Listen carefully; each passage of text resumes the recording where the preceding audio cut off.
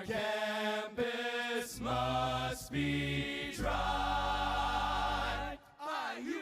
Hello, everybody, and welcome to the second episode of the Dry Campus podcast. And with us here today is the same people that were here last time. My name is Ethan Dillman, alongside Sai Balabatra-Patruni. And we are here to discuss what happened on Saturday, which was the craziest IU football experience I've ever had. And that would, be true, I think, for a lot of Indiana football fans, as Indiana knocked off number 8 Penn State 36-35, just in a game that had so many emotions, up, down, sideways, you name it. And we'll get into the nitty-gritty stats here and there, what IU can obviously improve upon, because it was not a perfect performance, to say the least. But we are just very happy to have a victory podcast at this time. So, Sai, I guess, what are your thoughts about what's your initial first thoughts and reactions of what happened? Man, first of all, just an insane game. One of the craziest, I'm not even going to say IU games. I'm going to say one of the craziest football games, and that's including all the NFL games I've ever seen. One of the craziest football games I've seen. When we were watching it and like first impression, I was like, this is a crazy victory. What a strong finish by this Indiana football team, who just showed so much heart throughout that game to knock off their first ranked team in God knows how long. How long was it? 25 years? Was that first top 10 win since 1987, I think. Yeah. God, 33 years. Yeah. But man, I've looked at it. I've watched the highlights numerous times over the past few days. I'm talking like I'm watching these highlights like 2 or 3 times a day for the past like 4 or 5 days since that game. And man, I don't know how we won this game. There are so many ways we could have lost this game, and somehow we ended up just winning by an inch, literally an inch. Yeah, and I think we just needed a little bit of a stroke of luck. You can go back to when we were down 1 and we had turned the ball over on our end of the football field, and their first play after that was a touchdown. And I remember thinking, like, that's the worst decision they can make. And I'm not sure whether their coach wanted him to get a touchdown. I'm sure he didn't. But at the same time, our offense was struggling the entire game. Then we're down by 8 with about 2 minutes, 30 seconds left. I definitely would have thought the Penn State defense would have held up, just especially the way our offense played all day. But then, as for some reason, Penix just turned it on that drive. And you look at it, final stats, finished 19 of 36, 170 yards, and a pick. So it's like, you look at Penix as a whole, definitely did not play his best game of his career, but he had, from that last drive on to that final 2-point conversion, I think that's the best he's ever played as an IU football player. Yeah. He just kind of turned it on. I feel like he's one of those guys who just has that in him. He's a winner. He has that instinct quality within him to, even if he's having a bad game, when he needs to bring out his best football, he'll bring it out. And he wasn't playing well. And you know what? On offense, we just weren't playing well at all. We were out-yarded by about 300 yards. Penn State 488 to 211 total yards. You don't win football games when you do that. So there's definitely an element of luck to it. I think, Penn State had a lot of miscues that really helped us out, especially in that first half. We were really able to build that lead because of the couple of interceptions that Clifford threw, really giving us good field position. And in the first half, one of the things that I saw, Ethan, was we were able to move the ball through our run game. Penix wasn't having it. Penix was missing a lot of easy throws that could have been touchdowns. He missed a couple big red zone throws, but Stevie Scott was getting it done. We were moving the ball through the run game because of those turnovers, obviously. But that's why we were able to get points on the board. Now, we stopped being able to do that in the second half for, two reasons. And I think one of them, the Penn State defensive line started playing a lot better. I think defensively they had a good game. But number two, and I think this is the biggest problem that I saw with our football team this weekend. Everything else, everyone else had, great moments. Even if Penix wasn't clicking, he had great moments. The offensive line was bad. They definitely struggled, and that was very evident on the drive that we turned the ball over on, or that we went to fourth down and didn't convert. The same play happened 2 times in a row, where the outside right side edge rusher came in and sacked Penix twice. Number 77, the left tackle. Can't happen. Yep. Those mistakes, you make those mistakes 9 times out of 10, you will lose that game. And so that does need to be cleaned up. And then you look at Stevie Scott, where, of course, a lot of the running game depends on how good the offensive line is. 20 carries for 57 yards. That's not great either. That's less than 3 yards a carry, which won't cut it on a week-to-week basis. And so I think you did point out correctly that our offensive line is the position group that worries me the most right now. Yeah, and it was funny because I'm watching this game, and you were talking about that possession at the end of the game. We're down 1. We just need a field goal. Couple minutes left in the game. Penix gets sacked on first and second down, and it's like the left tackle, number 77. He can't even move with the guy. If everyone else might be celebrating, but number 77, the left tackle, should not be celebrating. He should be disappointed in himself for the game that he played. But hey, he can. Yeah, obviously he can improve. That's what you can ask for somebody like that. He's gonna go. We're in the Big Ten. Gonna go up against Big Ten defensive linemen, which some of them make it to the league. These are big dudes, and hopefully he can learn. Whether it's the initial step drop back for him, or just whatever it is technique wise that he can improve on. But yeah, just this game overall, that, of course, we also almost lost the game because our kicker, who was great, by the way, he knocked in I believe a 48-yard field goal during the game. Career high, and what was consistent, obviously, on his extra points. I have no idea what that kickoff was when we had scored the touchdown, got the 2-point conversion to tie the game, kicked it straight to the first Penn State guy he could find, 50-yard line, and thankfully the Penn State kicker narrowly missed, I believe, a 57-yard field goal, and it was close. It was very close. It was really close. It missed it missed by so little. And I think our kick was supposed to be a deep squib, from what that was what Tom Allen said in the post-game presser. It was supposed to be a deep squib. He screwed up. He messed up, and he felt like that loss was on him, and it probably would have been if we messed that up. But deep kick, he missed it, and the rest is history. As much as you can say about, and I want to get into talking about Penix a little bit more, but I just feel like we really narrowly escaped this game.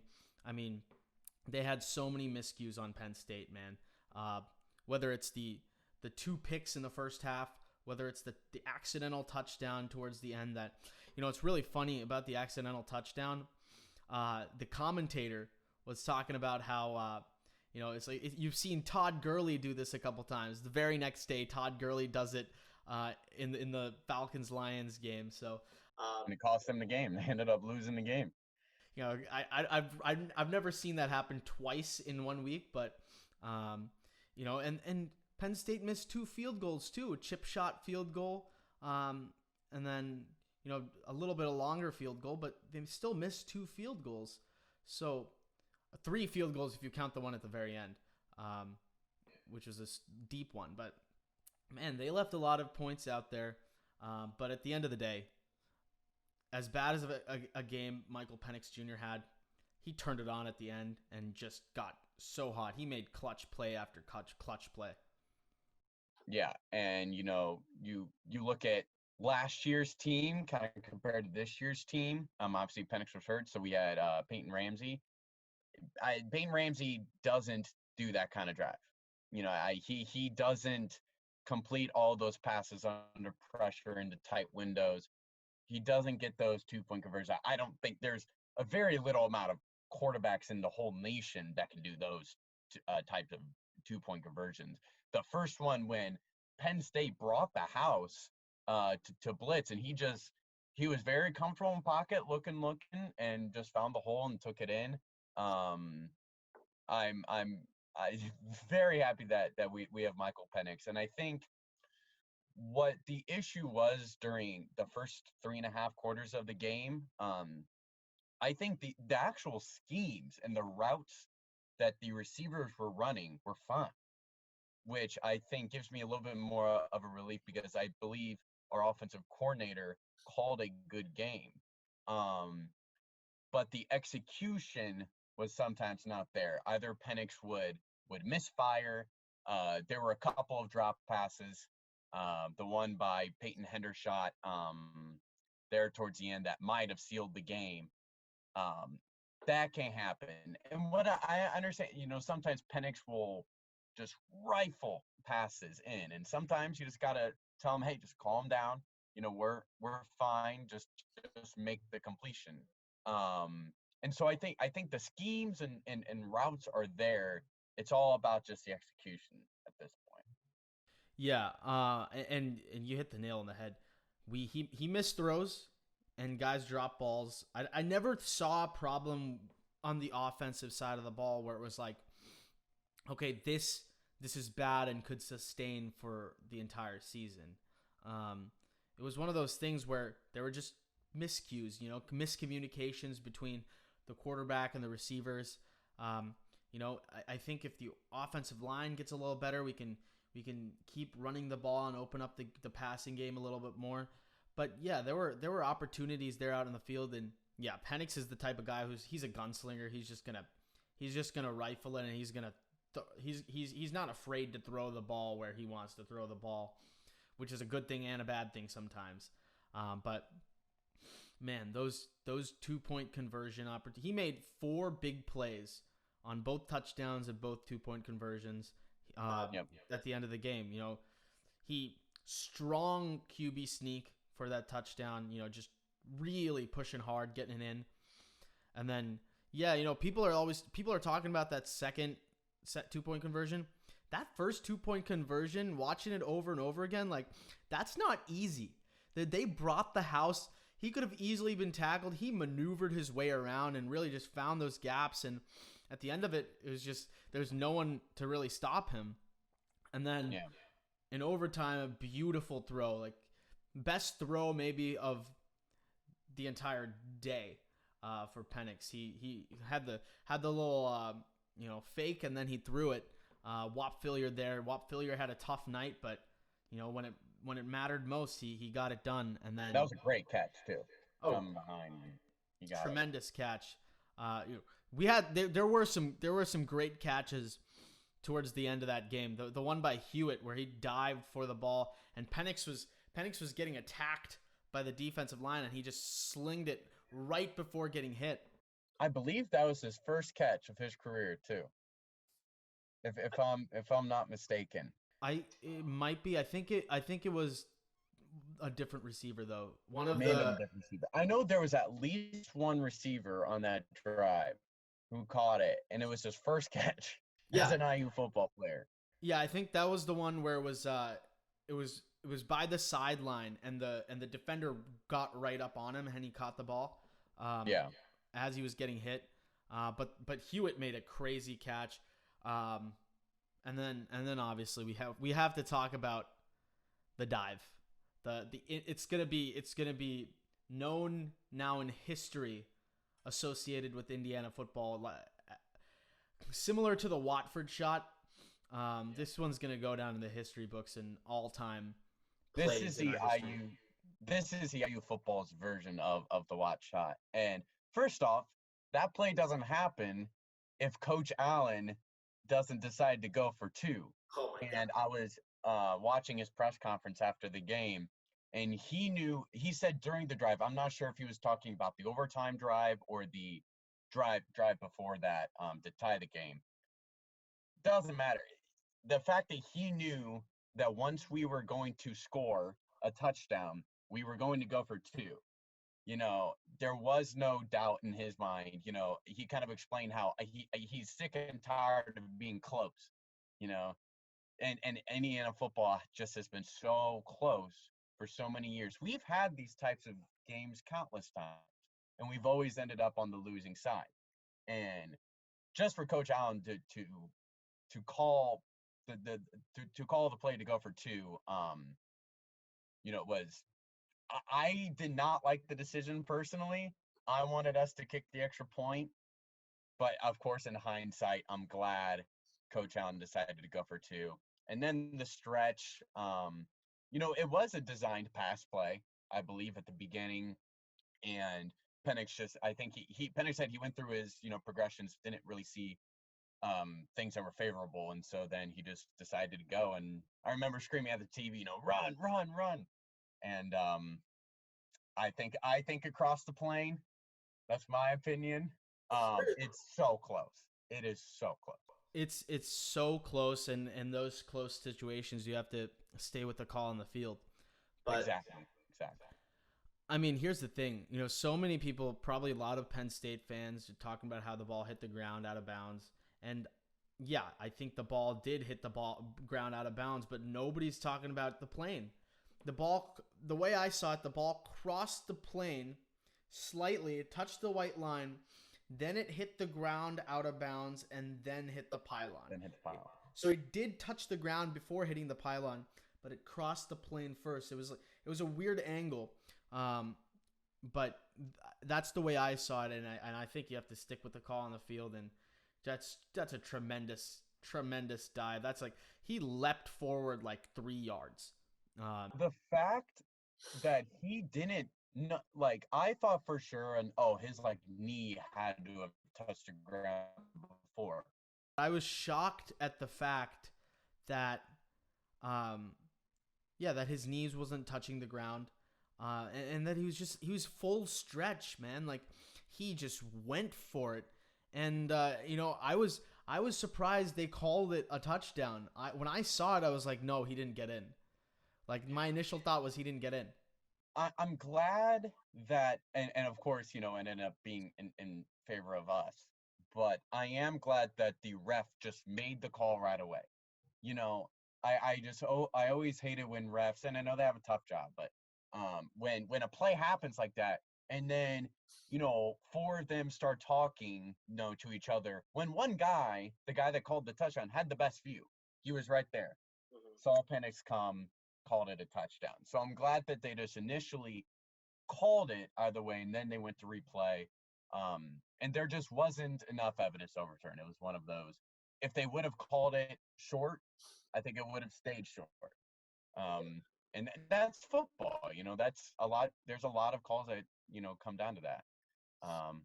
Let's just say I'm very glad that he called it a touchdown initially.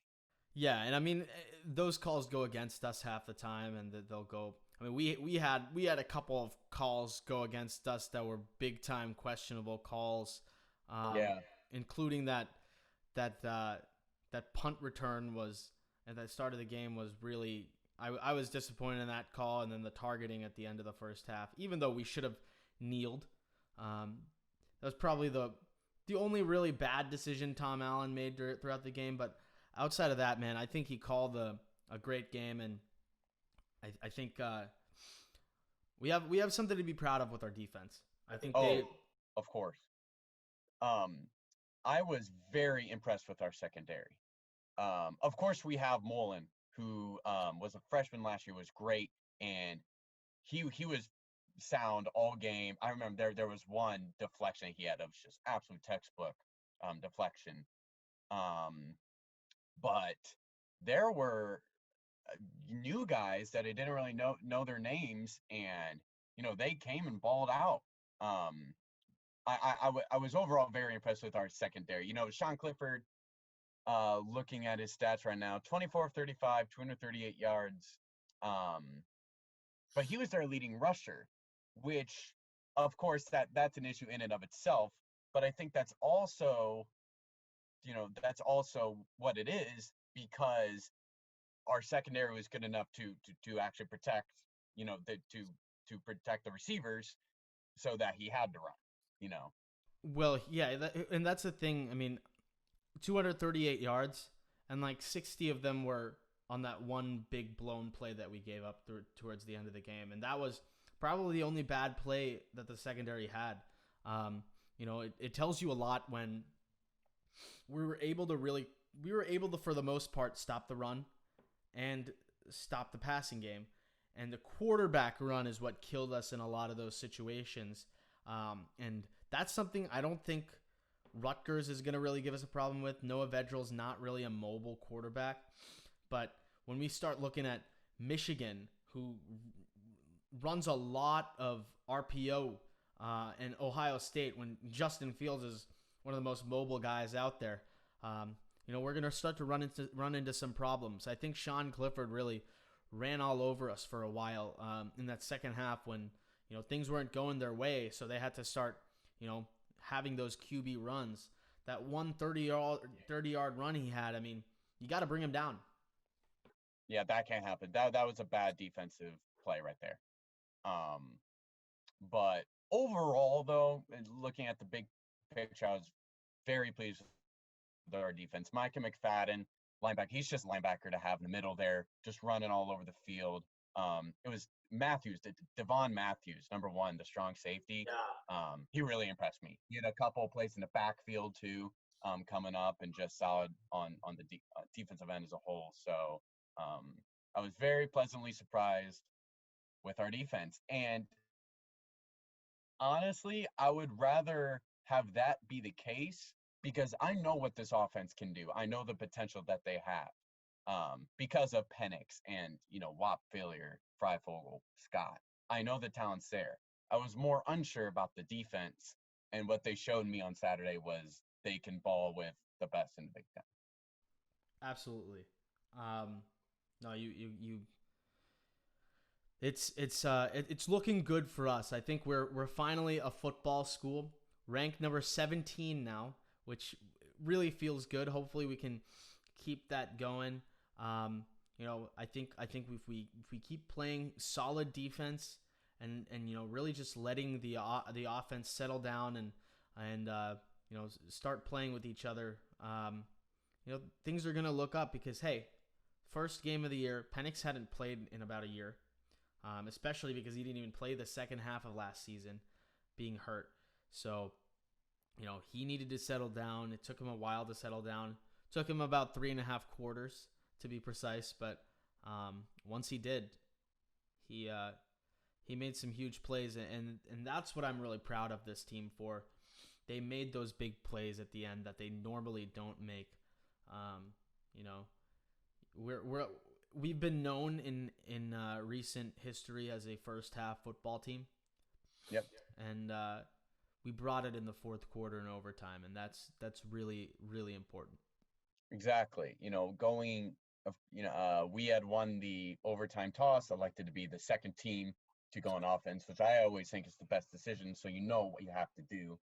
And then Penn State scored the touchdown, and in my mind, I'm like, all right, here we go. We're not going to score, because that's IU football. That's what it has been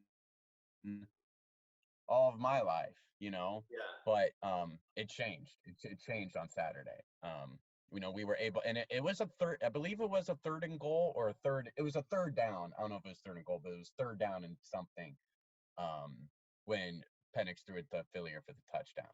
So, that's a clutch play. It's third down. Of course, you're going to go for it a fourth down there, but clutch play there. And then, of course, the 2-point conversion. It was a third and goal, but it was on the 9. So that's like the toughest third and goal you can have. Yeah, exactly. And then, but what we need to do as a team, however, is of course enjoy that win, that very historic win, but move on. This is you got 7 games left on the schedule. Next game is a road game against Rutgers, who hasn't been good in recent years, but they got the win last week against Michigan State. Yeah, they had a big win against Michigan State last week, which is huge for them. They snapped like a 20-something game losing 21, streak. I believe, 21 game losing streak. I don't think they had won a Big Ten game since 2017. That's insane. Yeah, I mean, moving off of that, obviously, great win for Indiana this past weekend, and that's a game for the ages, and hopefully we have more moments like that in the future. But let's talk Big Ten as a whole, because coming in, I thought when we were gonna do this podcast, we'd be an 0-1 football team, and we'd be talking about where can this team improve, how can we get better. But obviously, we won the game, and that creates new exciting opportunities and implications in the entire Big Ten. So I want to talk just Big Ten football overall right now, and looking at our remaining schedule. You said last week, Ethan, that you thought we would beat Michigan next week. Do you still stand by that? Yes, I'm now even more confident because now I know that we can actually beat a team like Penn State. Michigan really wowed me in their game against Minnesota. 149-24. And the question going in to the season for Michigan was our offense. It was more so on the offense. They have a new quarterback coming in, and they put up 49 points. I'm not sure if the defense had a touchdown in that game for them or not, but still putting up 40 plus points. The offense obviously played a good game. Their quarterback, forget who, Joe Milton, 15 of 22, 225 yards, touchdown. That's that's a great stat line for just staying consistent there. But I am also more confident in IU football now because of that Penn State win. It'll be a tough game though. Michigan's a great team. I think they've always been pretty well coached. Harbaugh's there. People have opinions of Coach Harbaugh, of course.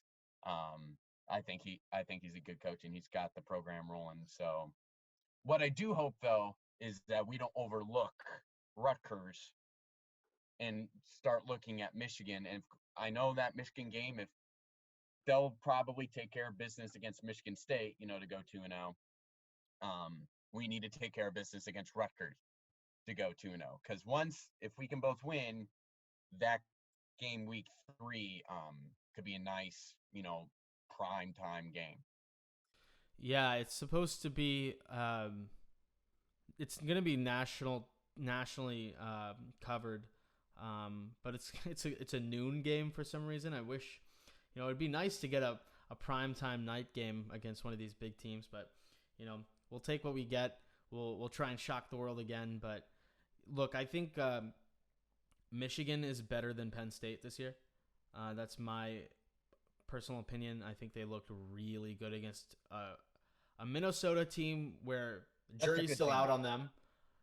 I think the jury's out on them now because I thought that game would be a lot closer. But obviously, the Big Ten East is almost like the NBA West in comparison to the Big Ten West. It is very lopsided this year, in my opinion. But I'd say I think Ohio State's number 1 in the East, number 2 is Michigan, and I'd throw us at number 3. Yeah, I think that's fair. Penn State at 4, and I mean, you can look on paper and say, sure, Penn State on paper may be the better team, but a dub is a dub. We won, so we deserve that third spot, I think.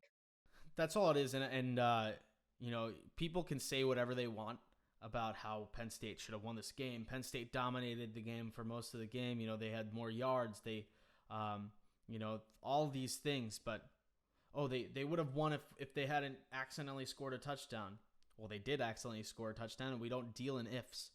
We deal in the result that happened, and Indiana won that football game, and rightfully so. And it's going to be a really fun season.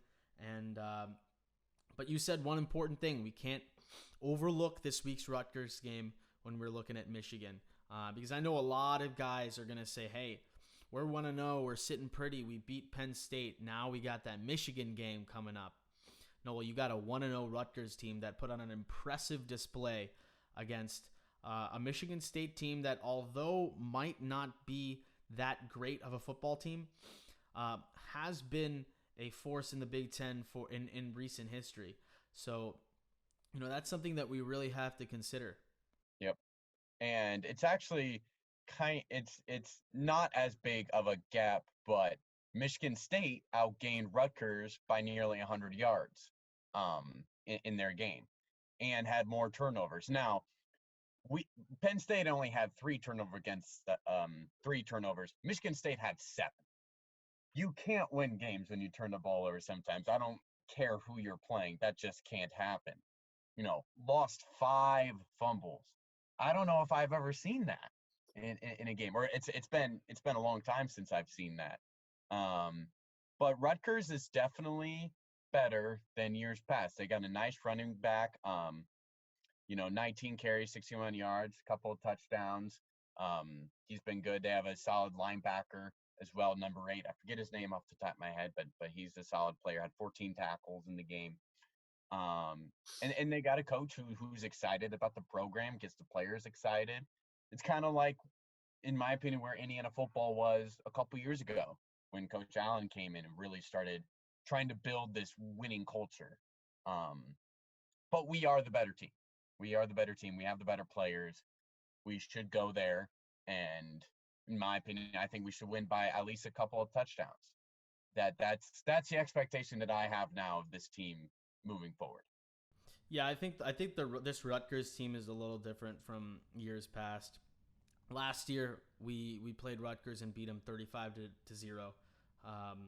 And Stevie Scott ran for like 164 yards and 2 or 3 touchdowns. I think we're going to be seeing a little bit of a different Rutgers team, more confident, more energy. I think Coach Schiano has done a really good job of, bringing some life into that Rutgers squad and making them believe that they can compete in the Big Ten, even though they won't. But look, Michigan State had 7 turnovers. That was at the end of the day, that was the reason for the Rutgers win. Rutgers had a few turnovers too. It wasn't like they had a clean game either. They had some miscues. They turned the ball over 3 or 4 times. They lost 2 fumbles and had an interception as well. Yeah, exactly. And that's the thing, because as I was watching the game back, Michigan State had a really good opportunity to come back in this game and win this football game. And then again in the second half, they kept turning the ball over on crucial drives when they were down like only 7 or 8, trying to drive the ball down the field and tie the game. They'd have turnovers, and then Rutgers would have great opportunities with great field position. And so that's why you see that big disparity. I think, they have a great running back. They have a solid young running back in Isaiah Pacheco, who had a similar type of game as Stevie Scott with about 60 yards, a couple touchdowns. But their offense had trouble moving the ball too. So I think you have 2 teams that have had very similar types of wins, where the other teams were having issues with ball security, just having miscues and things like that. The one thing that I'll say is Penn State is a lot better than Michigan State, and we beat a better team, and they turned the ball over a lot less than Michigan State did, and we won that game while Michigan State lost that game, I think. Yep. Yeah. And you look at their quarterback, Michigan State's Rocky Lombardi, 31 of 43, 319 yards. It's a good game. 3 touchdowns. Now he did have 2 interceptions, and then you count in the fumbles. You're never going to win like that.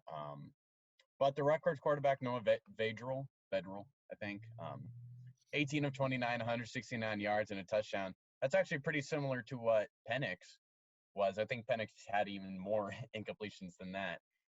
But just looking at the highlights of both games, you could just tell, in the same way you can tell how college football is just not on the same level as the NFL. I think I kind of saw a similar thing where this Rutgers-Michigan State game wasn't as clean and crisp of a game as Indiana-Penn State was. And I think that's a credit to how much better Indiana and Penn State are as college football teams. Yeah. And so, yeah, I just think we got to go to New Jersey and take care of business. At the end of the day, Michigan State is a really bad football team, and I think we're going to start seeing that throughout the course of the season a little bit more. I think they're really towards the bottom of the Big Ten East, with maybe a little bit ahead of Maryland, who got spanked by Northwestern. How about Peyton Ramsey balling out for Northwestern too? That Love was to see that. Yeah. We really love to see our guy Peyton Ramsey balling out in Northwestern. Glad to see him having some success. He played well for us, at times the last couple of years. So we had to make that upgrade to Penix. It was inevitable, but almost won a bowl game for us last year with Peyton Ramsey. So, but I think Michigan State and Rutgers, I think what we saw in that game was one bad team losing to a slightly better team. I don't believe in Rutgers.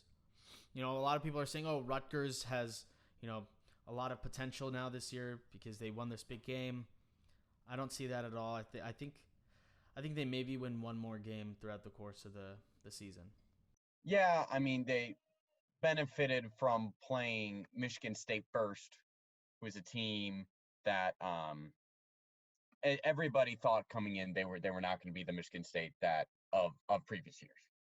And so I think they kind of benefited off that, but it's definitely not a team that you can just expect to steamroll anymore. They're a team that you got to come if a good team like Indiana can go and prepare and play a good game, we will steamroll them. But you have to do the preparation now. And I think we do. I think watching the post game videos of that Penn State game, which our video crew does a fantastic job.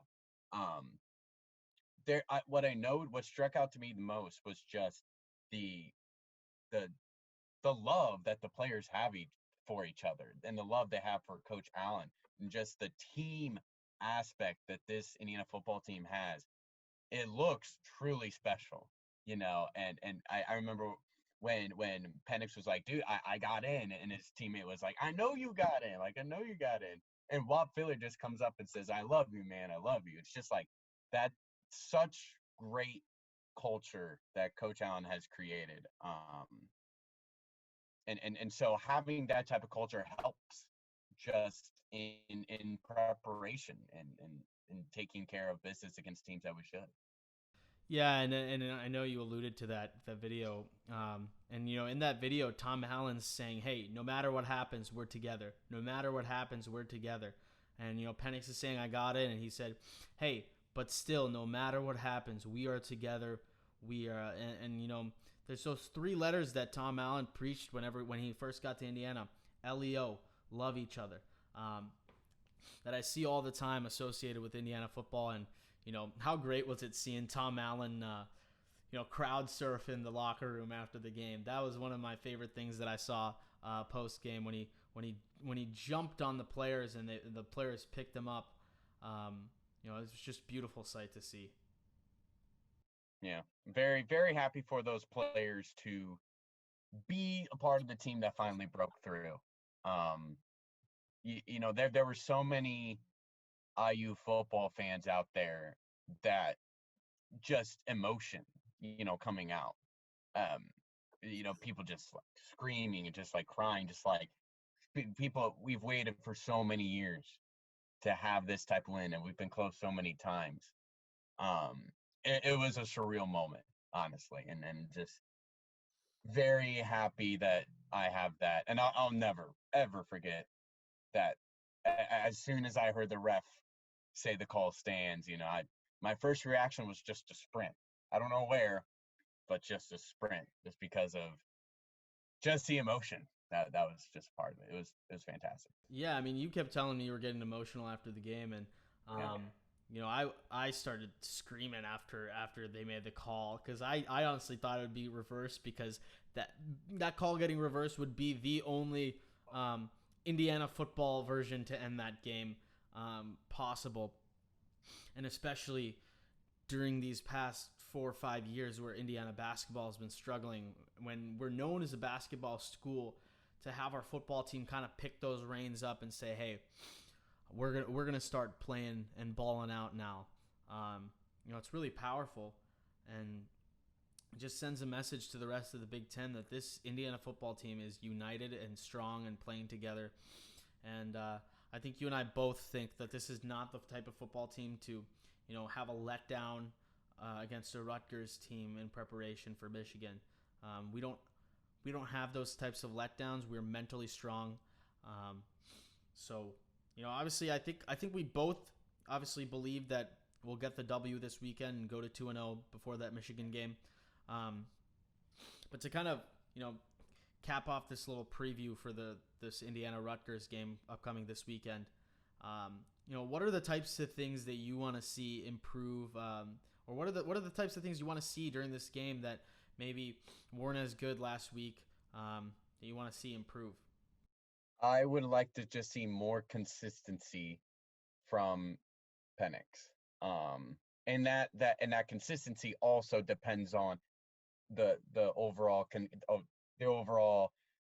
play of the offensive line and the receivers and the running backs. We're not going to win games the way our offense is played, or the way the offense played the first 3.5 quarters of the Penn State game. And so I would like to see Penix have a higher completion percentage, like a much higher completion percentage, maybe around like 70%, and just protection from the offensive line, giving him time to throw, because that's everything. If you give a quarterback with the talent, if you give Penix with the talent that he has, protection and time to throw, he's going to make a good throw eventually, because he is extremely talented, or is going to find a hole to run. And so that it's very important that this offensive line not only gives him pass protection, but also gives somebody like Stevie Scott holes to run through. So I would Yeah, say overall, more consistency from the quarterback and the offensive line. yeah, I would agree with you, and for me, it starts with the offensive line. I want to give Penix some protection, some more time to throw the ball. I think he had to make a lot of quick decisions early on in that game. That really kind of startled him a little bit because he hadn't played in so long, to be able to make those quick throws, and so he missed a couple. I want to see the offensive line give him some more time. I think it'll be a little easier maybe against a Rutgers pass rush versus the Penn State pass rush. I want to get that run game going to really open up Penix's passing game to just move the ball. I think the biggest takeaway for me from the Penn State game that I didn't like was the time of possession battle. We lost the time of possession battle like 40-20, and that just most of the time that's not going to get it done. You will And lose games consistently if that is the case. So that's got to stop. Um, yeah, and I think the issue was, I don't know how many 3 and outs our offense had. I know it was more than Penn State. as good as our defense was, our defense needs to have a couple of 3-and-outs where they get the team off the field quickly, and our offense can't get 3-and-out. Just the opposite.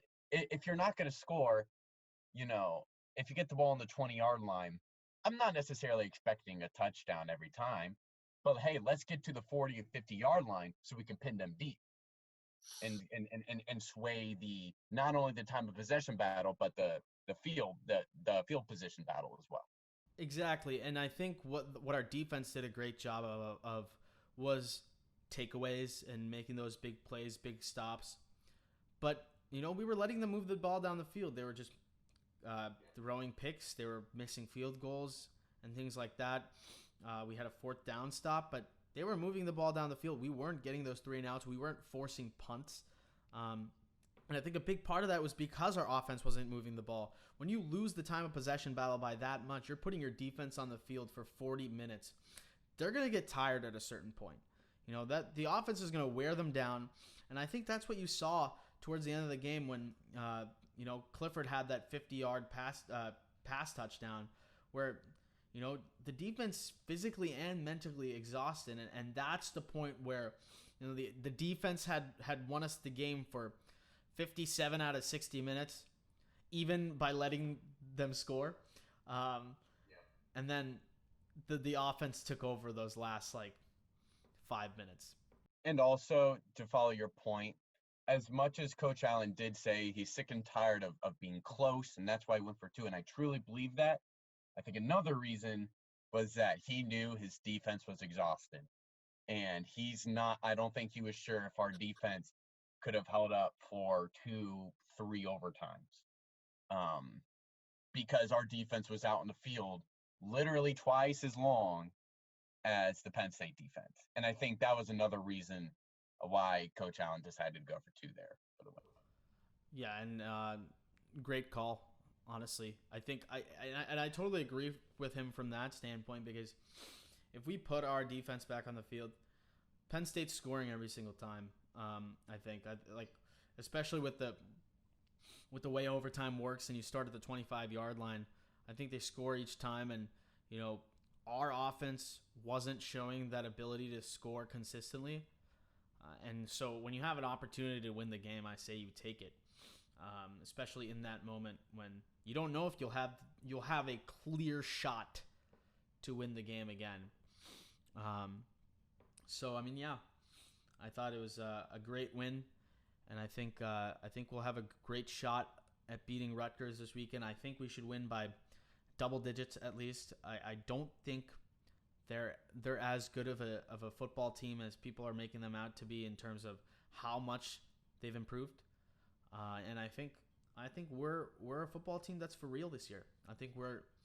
I want to say that we should be a consistent top 20 football team, where our only potential losses upcoming in the season are Michigan, Ohio State, and Wisconsin. We should not lose any of those other games. Yeah, I think that's one of those big things.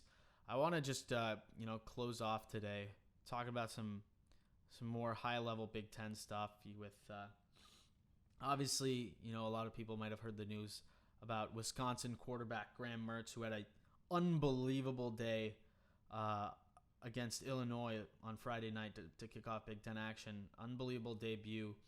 I think he's a true freshman, or redshirt freshman. Really well. Redshirt freshman. Went 20 for 21, had 5 touchdown passes. Ridiculous start to your college football career. He gets COVID, and Wisconsin's game against Nebraska, is it? Or Northwestern? The next one is against Nebraska. Yeah, so that game is canceled. Mertz will be out for 21 days at least, which is, it's kind of weird if Mertz is out for 21 days, but you canceled this week's game. I don't really know what's going on half the time with these COVID cases as it relates to scheduling and college football in general. I mean, what are your thoughts on this? I think, well, you can look at the larger issue and say the Big Ten should have started when the SEC and the ACC started, so that when a situation like this would occur, which it is inevitable that it's going to occur, um, that you have like an extra week. I believe in the Big 12, I looked today, um, it was Baylor and I forget the other team off the top of my head, but they weren't able to play the game because of COVID, and they were able to reschedule that game after the season because they had room to do so. The Big Ten waited up to the latest possible point to start our season, and so you left the margin for error at 0. And now, of course, that situation rose. Um, at least we know the Wisconsin quarterback has COVID. I don't know how many other players have it as well. Um, I think you can look at the mismanagement of the Big Ten and blame that. I think situationally now, you just try and do what you can, as Wisconsin football needs to do what they can, and the Big Ten needs to do what they can to ensure, um, just the most equal opportunities for all teams. And I currently, I believe it's a 21-day protocol if you have contracted the virus to be out for that long. Maybe that can be shortened. I know it is shortened, or I know it's shorter in other conferences. But yeah, it was definitely not great news that I wanted to hear today. Well, I mean, it happened so soon after the game that made me think, maybe the kid was, celebrating the victory. And, he might have been with other teammates. And Yeah. that's the concern where now you say probably with other teammates. Probably, and when you have that type of situation, how many teammates are going to have to be out for 21 days? And that kind of puts things into perspective where you say, what if Wisconsin can't play for a couple weeks? Yeah. And I'm looking at schedule now. They got Nebraska and Purdue are their next 2 games. Purdue beat Iowa. They're, pretty good team, seems like. So that could be a tough game without the quarterback. And then the week after that's Michigan. So, man, talk about a tough stretch for Michigan. They'll have us and Wisconsin back to back. But yeah, I mean, my hope is that he will, because that I don't not necessarily sure how the 21-day protocol works, because he played on Friday against Illinois, and then the Michigan game is on November 14th, which is like exactly 21 days after he tested positive. So I don't know what they're going to necessarily do there. And trust me, they know Michigan's a big game. So it'll be interesting to see what they do there. Well, they want to rake in that money from that game and some of these other bigger games, but it's one of those things that we're gonna have to deal with this season. It's so crazy, and I mean, this is not going to be the first case in the Big Ten. Probably not. If all things go well, fingers crossed, maybe. But there's going to be other cases, and hopefully it doesn't affect us. Hopefully our team, stays in bounds and really thinks about what they need to be doing. And Coach Allen kind of talked about it too when he's talking about, okay, we got this road trip at Rutgers. What are you guys telling the guys behind that you leave behind back at school? You're saying, when you want to have a goal, when you want success as a team, you have to be willing to make sacrifices. What are you willing to give up for what you want? And what they want is a winning season. What they want is to win the Big Ten eventually. Maybe not this year, but eventually, yeah, that's the goal. With the 50-26-10, they want to win a bowl game. And if they want to reach those goals, they're going to have to give something up. And that's going to be going out and, partying and being with a lot of people and giving that up for the good of the team. And people have to keep that in mind. And I think this team is tight-knit and close and really believes in Tom Allen enough where they're going to follow his lead. Yeah. And just, we had previously talked about this team culture, and it's more important than ever, I think, because you as a football team, you can't necessarily do things that you can usually do on a normal year. After, going out celebrating the wins and things like that. And so, but I think you hit the nail on the head. I think Coach Allen is the perfect coach in this type of situation. I think they have great leaders, in Penix and Fillier and McFadden to kind of round up the troops and state that this is bigger than the individual, and I think they all understand that.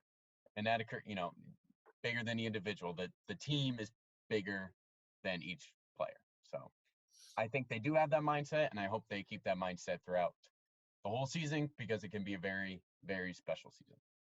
Yeah, absolutely. And I think there's great things to come for this football program.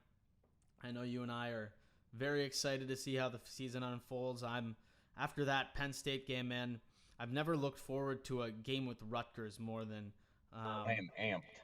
I'm just amped to see more of this team play, and hopefully we can get a solid win from start to finish, where it's I could do with a less stressful game for sure. Yeah, I can't do the stress. For those of you that don't know, I'm also a diehard Colts fan, and I was very thankful that the Colts were on a bye week, because I don't know how I could have handled a stressful Colts game after what I went through on Saturday.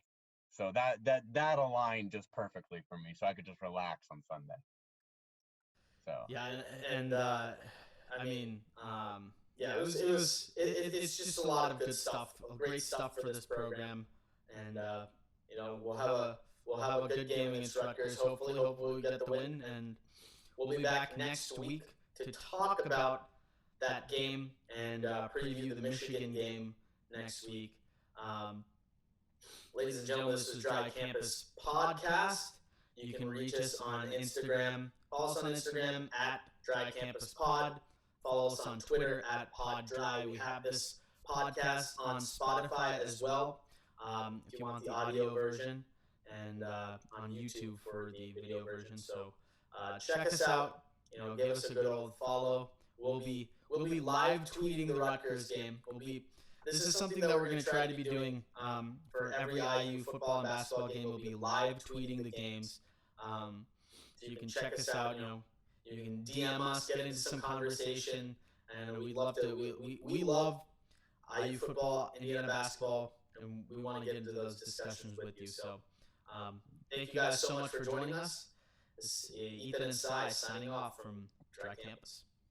Our campus must be dry.